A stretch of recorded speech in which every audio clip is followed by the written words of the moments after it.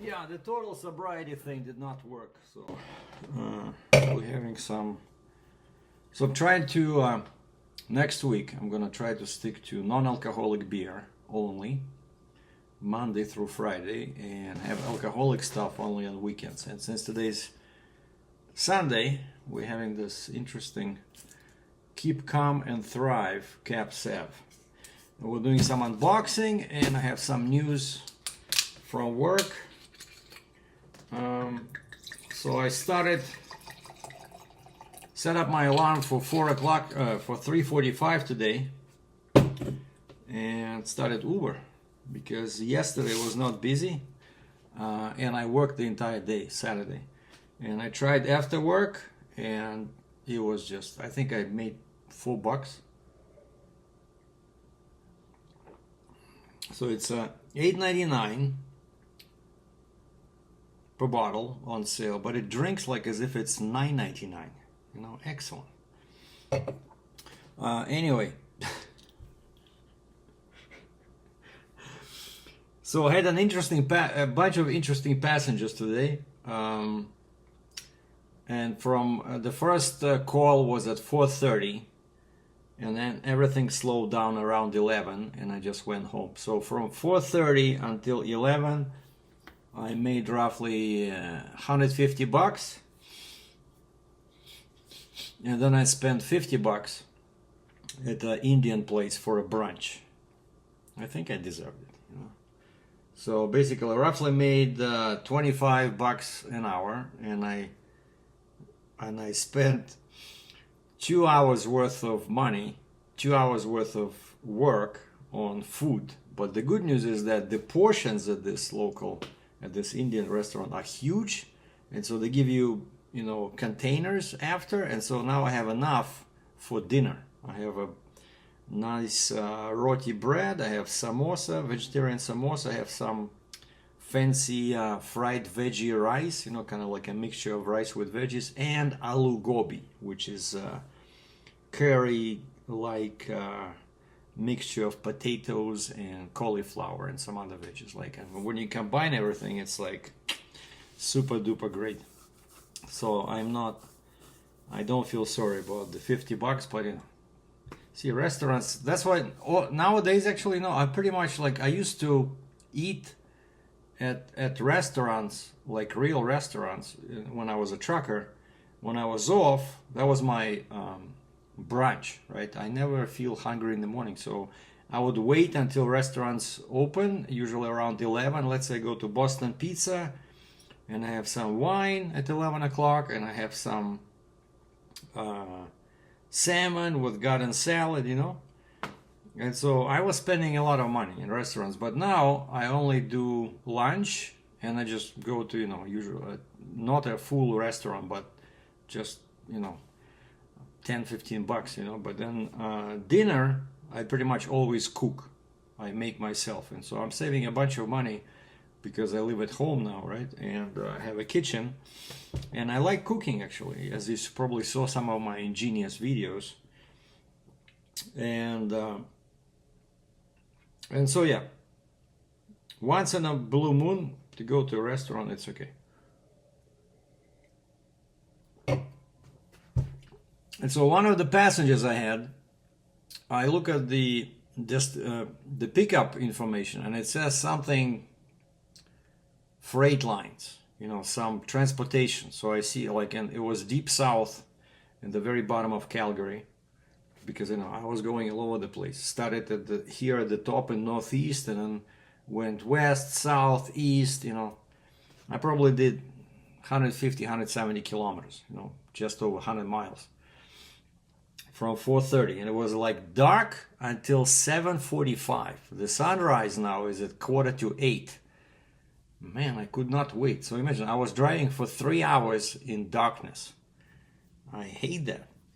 But eventually it got light.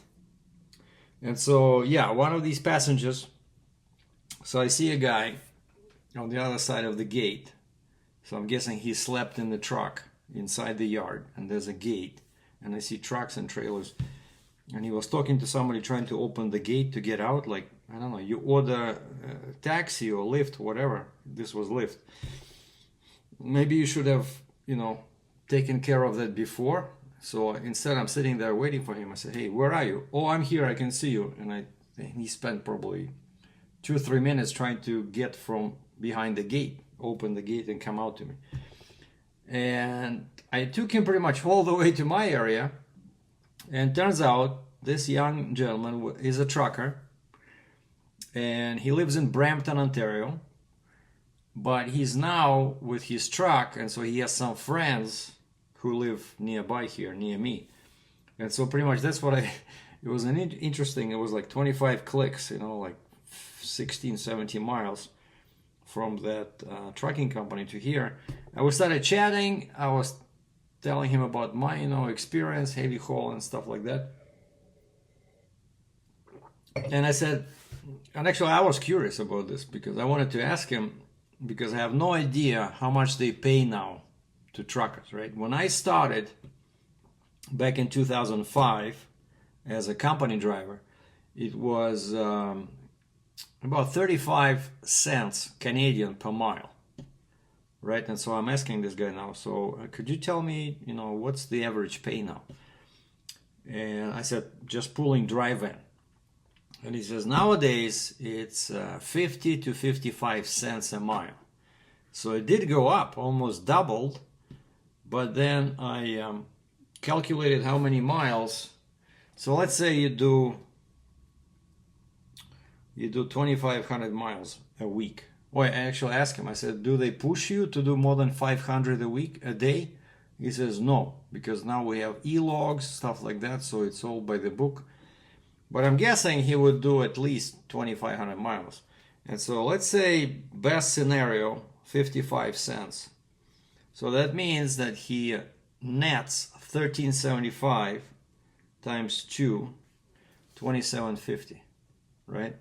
Now, he's a company employee, which means that they deduct taxes. I guarantee it, because we're in Canada and taxes here are pretty high. And I know, since I've been an employee for the past, 2.5 years, I know that they will take from this 2750 at least 750.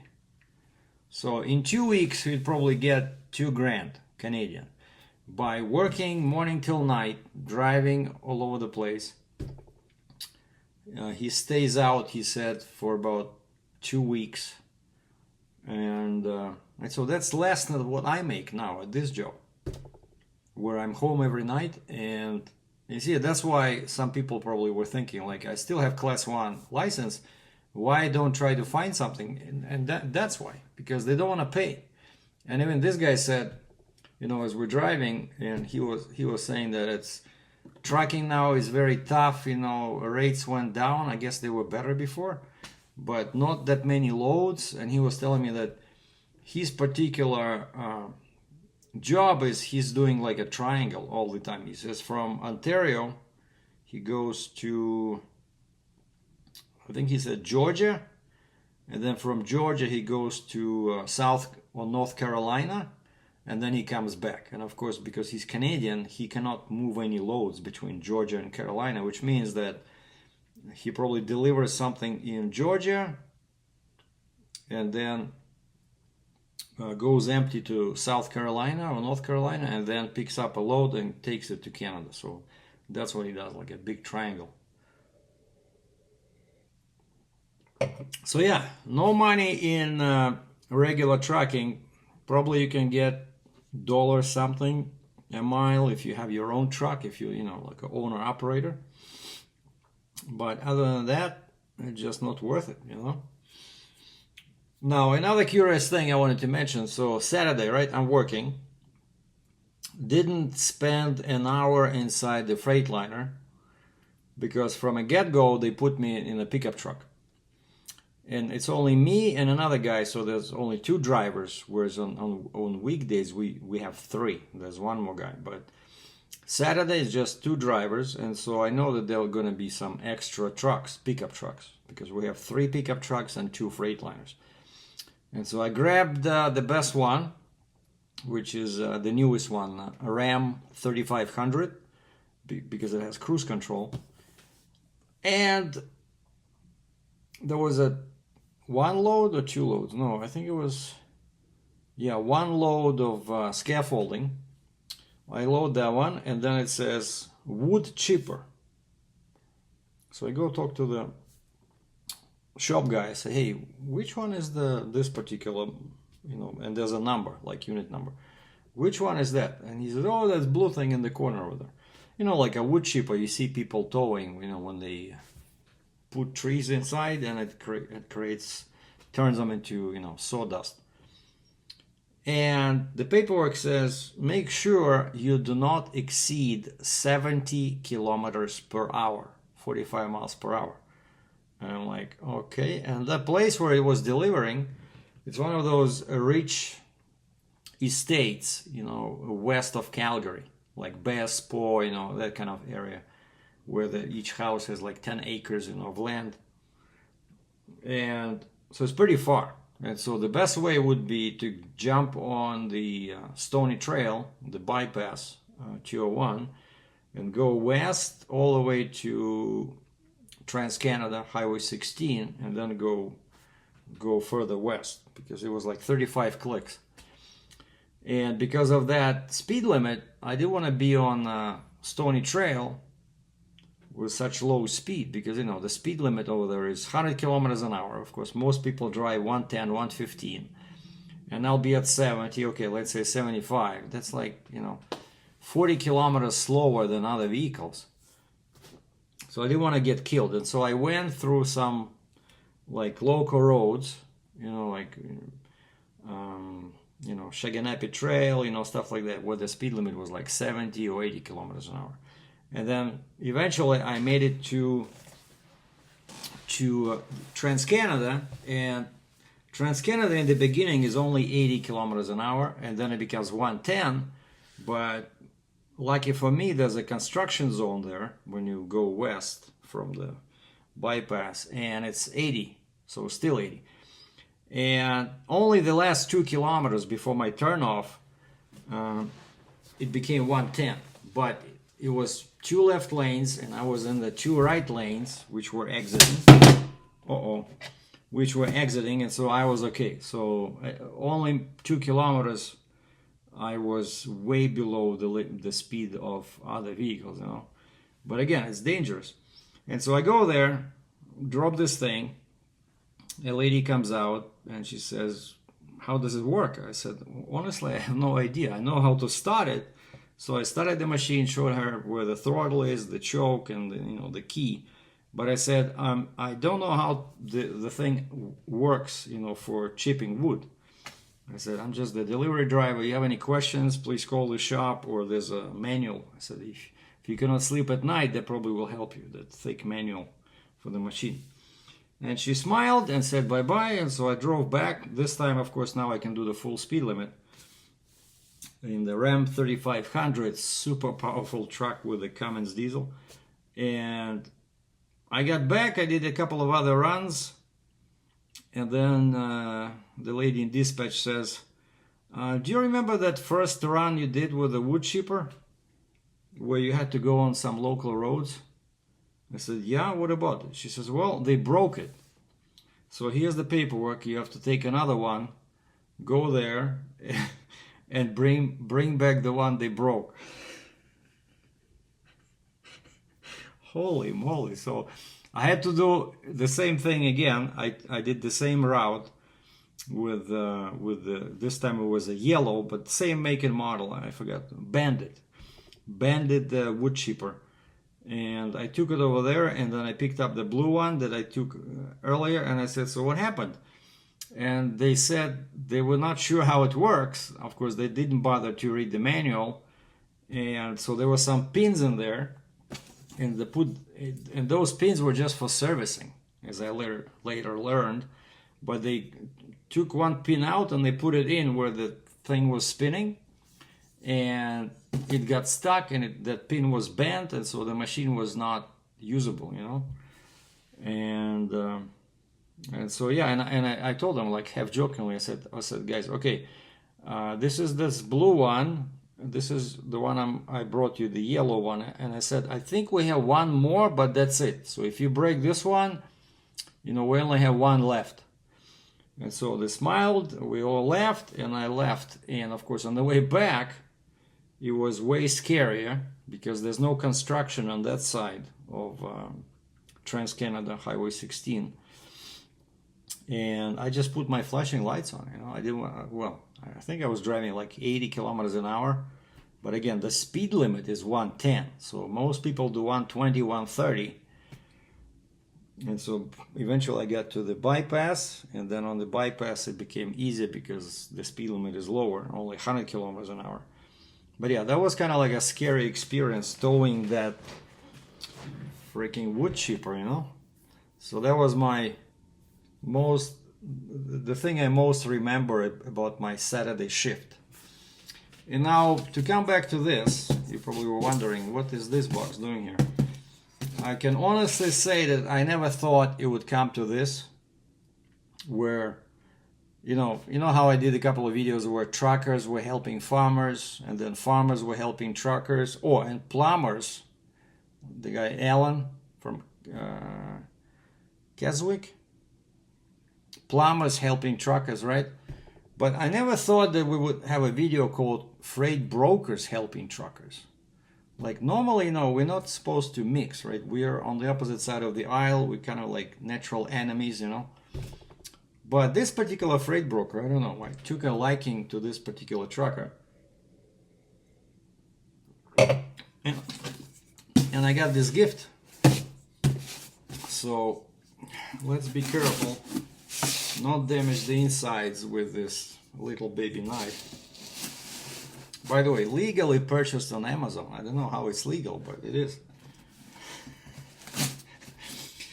Maybe you're not supposed to take it out. Actually, you know, it's funny, the story is, I was trying to buy a knife that I can carry with me at work. You know, when I do my lunch, let's say I want to buy some veggies and I want to cut them, and I think I was drinking something, so I was supposed to buy a folding knife, like a pocket knife, you know, but I ended up buying this. So basically, don't drink and shop, okay?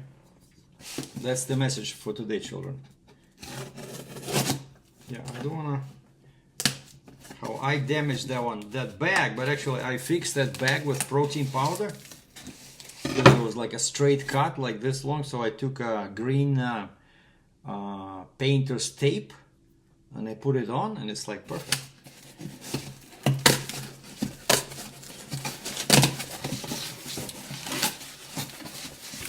And inside, like, this is cheating. Half of the box is empty. What? Oh yeah, okay, so this is what we are unboxing today. And that's what my friend freight broker sent me. So this is Boya BYV30. And now I'm using my iMac, right? And I noticed that some people, you guys complained before, that the audio sounds hollow and it's hard to hear. And I'm not sure why is that, but that's how this iMac records. Wow, quite a fancy box in here. And this is it. Some little pouch. You get a pouch. Boya. And then I'm guessing that's your connector, the USB-C. USB-C, yeah. And I think you put this in the drink.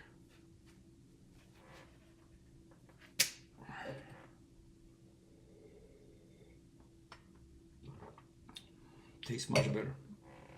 Okay, and oh, it's this way.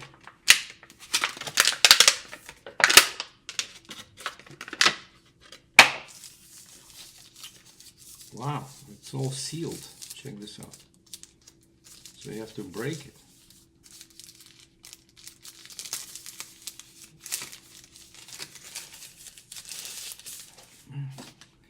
Tiny baby package. Oh wow, look at this. Cool. And I'm guessing this box, you see it has a USB-C. So what my friend told me, these lapel mics,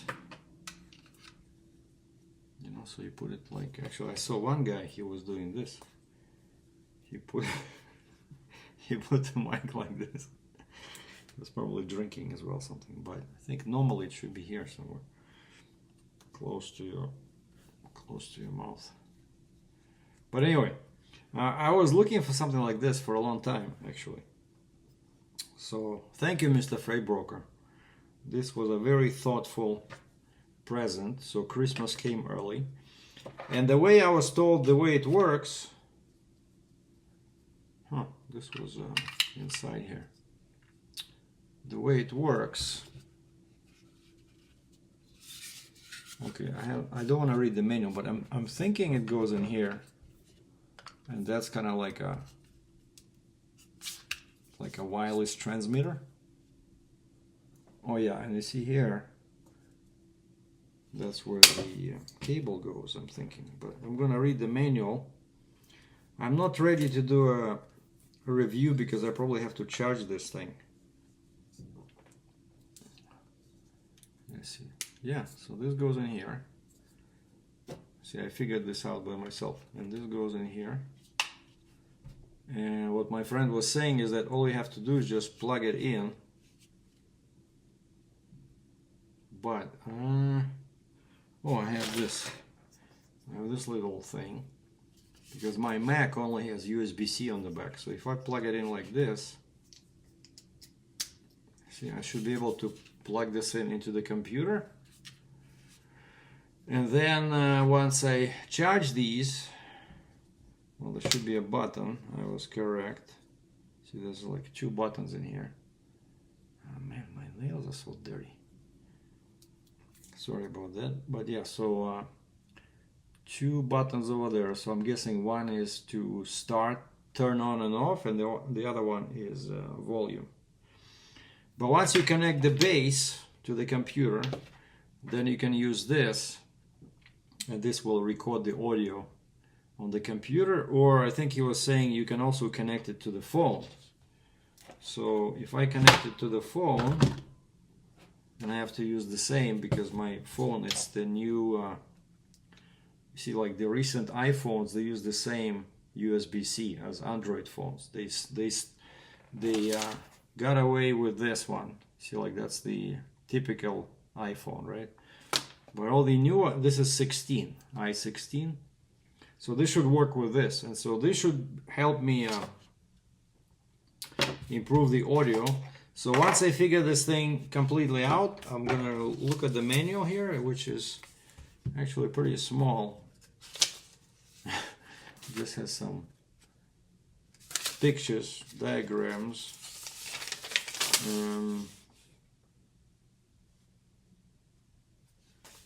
And I guess you can download the actual, you can scan this and download the actual manual. So yeah, you see I was correct. So it shows the little connection here.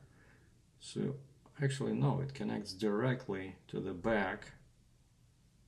So what about that base? I don't know, I have to figure this out. But anyway, so once I figure out how to use this, then I won't have to play with my audio settings, because each time what happens is that I notice as well that I love this thing, so small, you know. I notice as well that the audio sounds like low and hollow when I use my iMac. And so what I do is I use iMovie, of course, for editing. And iMovie has a cool sound filters, you know, sound tools, and basically like a digital equalizer, right? And so when I click on the video and I look at that symbol, it says flat. So it's flat equalizer, which is no good. And then I can change it to music or voice, and I usually use music equalizer. supplied by iMovie, and it makes my sound much more natural. It makes it louder, and it adds the pitch, you know, and gets rid of that hollow, you know, echo. And I'm gonna start the first maybe like 20-30 seconds of this video without the filter, and then I'm gonna change to the filter. But basically, yeah, those are my news. So that interesting day at work on Saturday, and then Uber, and then the new microphones that hopefully will help me improve the quality of my production. Thanks for watching.